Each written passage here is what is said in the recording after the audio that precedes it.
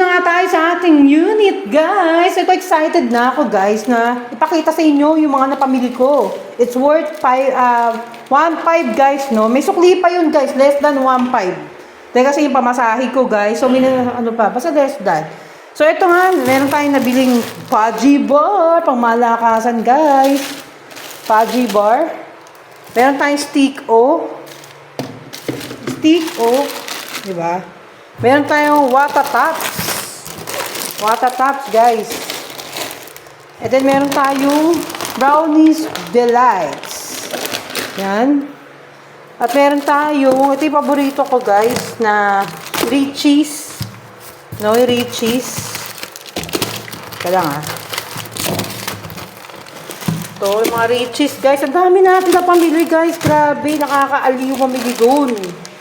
Yan yung mga Richie's, guys. Richie's. Yan. Palagay natin dito.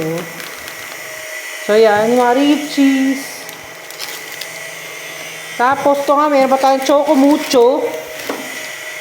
Meron tayong chocolate, guys, Mala, chocolate. Yung chocolate na 40 pesos lang ata, 35. Yung hazelnut. Yan. Tapos, ito nga, meron tayong Milo. Milo nila 108. So, pwede na, guys, no? Yung Milo nila is 108 pesos.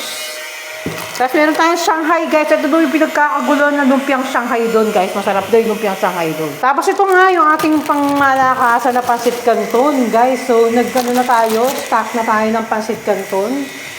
Para walang gutuman, guys. Diba? So, lagay natin yung iba dito. Dito sa taas. So, dito na natin lagay yung Pansit Canton. Dito sa taas natin lagay yung mga 10 Pansit Canton itong binili natin, guys. Wala kasi sila nung supot-supot, diba? Ay, yun lagyan. So, yan. Lagay natin ang maayos ang ating mga Pansit Canton. Yan. So, ang ganda ng merong gantong lagayan, diba, guys? Naaayos natin. Tapos, meron din tayong Yakult. Maminong ka na Yakult, Okay ka ba tiyan? Okay ka ba tiyan? Yakult. Yun. Tapos, yun. Lagyan natin dyan yung mga Choco Mucho, guys, kasi nagkakatumbahan yung chocolate.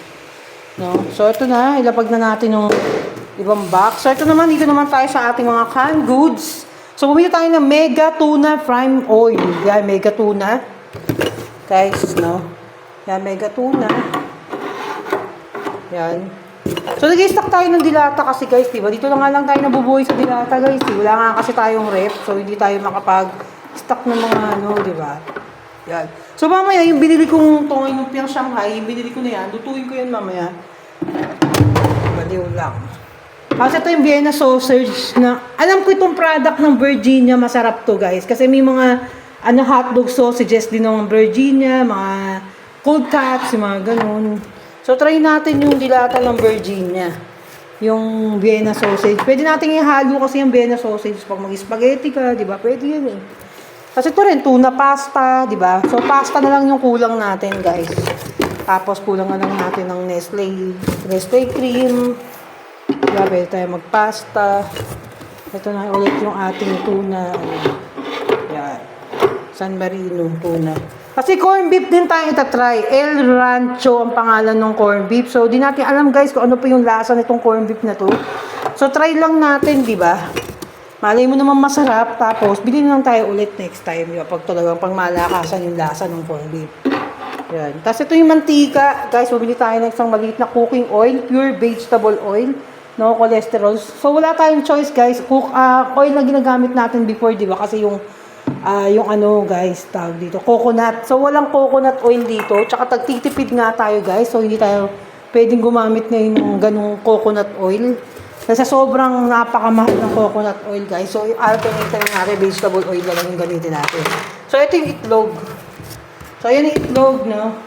So, ayan na lahat. Tapos, meron tayong Yakult. Grabe, ang sarap ng Yakult. Sayang, wala tayong yelo, guys. Grabe, wala pang tinda. So, dito na nagtatapos ang aking vlogs. Bamu!